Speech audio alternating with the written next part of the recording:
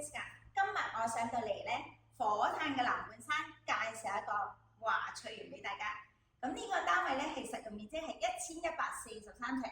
哇！呢個業主真係識嘆啊！一原裝咧係3房套廁連埋工人房嘅，但係現在咧業主就改裝成一個大嘅廳。咁啊，另外呢度原裝2房咧，佢改成一個娛樂室，係咪好犀利咧？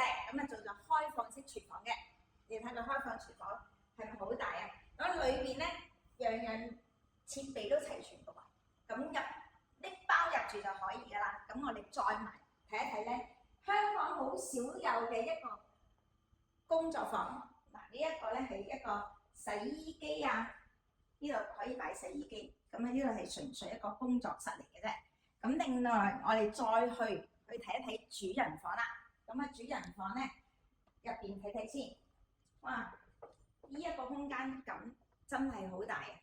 呢一邊咧就係擺床啦，亦都業主做咗好多衣櫃，一大粒嘅衣櫃，好犀利。咁呢邊就係衣帽間，其實仲有一個位咧喺門後邊啊，就可以擺放好多衣物嘅呢個位置。咁呢一個咧就係主人嘅套廁啦。